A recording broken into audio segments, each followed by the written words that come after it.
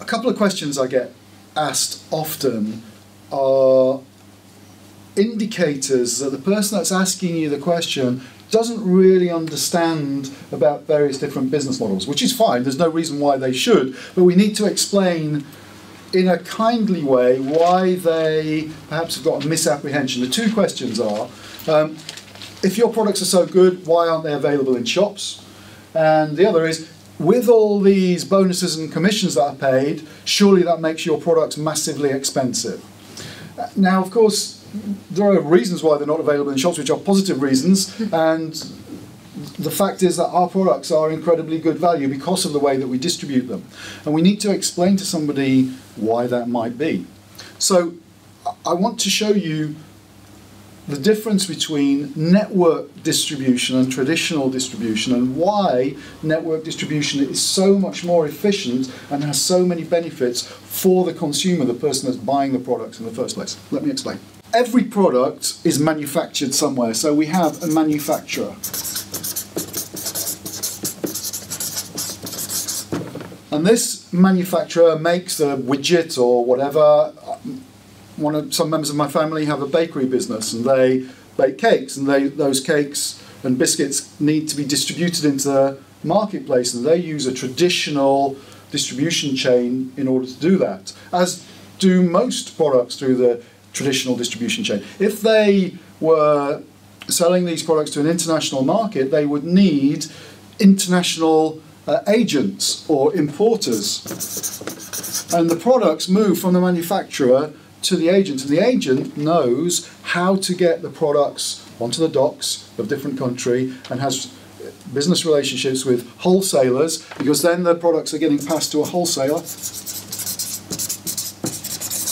and the wholesaler has business relationships with retailers. The wholesalers in that trade, the bakery trade, they will have reps who go out and make sure shelves are stacked with the products. They'll be going to various retail outlets of different sizes, making sure orders are taken through shops and things like that. And then these retail outlets have to get customers through the door. And various ways are used of doing this, but often advertising is used to attract customers. And all of these things have costs. The agent's got their officers and staff. The wholesaler's got officers and staff and transport issues. The shop has got the rates to pay, the electricity to pay, they've got staff costs. And all of these costs are all added on to what used to be called the factory gate price of the product, the cost of manufacture. The manufacturer is looking for a profit margin too. And so the price goes up at every step of the way. Then when you add advertising in, now it depends what industry, whether the wholesaler is paying for it, or the manufacturer is paying for it, or the retailer is paying for it, or some combination of all three. But somebody is paying for advertising. Well, increasingly these days, one of the problems with advertising is you're paying more and more for a smaller and smaller return, because fewer and fewer people are actually taking any notice of conventional adverts. So businesses that are committed to this traditional model are finding that these expenses are going up all the time and squeezing their profit margins more and more. In fact, whoever pays for the advertising cost, the agent, the wholesaler, the retailer, it doesn't really matter, because ultimately the person who's going to be paying for it is you and me, the person right at the end of the chain, the consumer. And this idea that we are becoming immune to advertising is a real problem for people with shops. And the news is, well, there's every week there's news about retail chains being closed down, the problems in the high street. Anybody who's involved in this traditional distribution system has got real problems, because fewer and fewer consumers are going into retail outlets because they are not being attracted in by, even though people are spending the money on the advertising, it's just not working anymore. So what we do is something very different. We move products directly from the manufacturer to the consumer via us, the independent distributor. And this has a number of advantages. We work from home, so we've got negligible additional costs. So all the premises costs on here are taken out of the equation.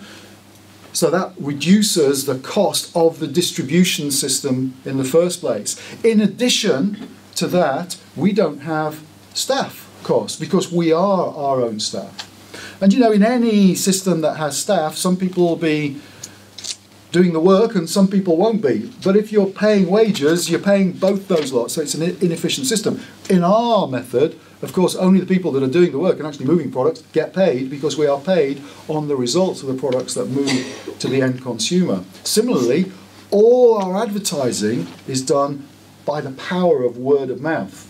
Word of mouth advertising is known in the marketing industry to be the very best form of promotion of any product, anything, in fact. It's the holy grail of professional marketeers, whereas in our system, we have specialised in making that at the centre of our business system. And the beauty of it is free. So there are no advertising costs added. And that means that the cost of any product coming through this system, the cost to the consumer is massively reduced because of this cost saving. Now, three things happen there. The consumer gets a better price. The manufacturer gets a better profit margin, which is why they choose to do it. They actually also get their message in front of a lot more people because of the word of mouth system than through the advertising system, which is why our products aren't available in shops.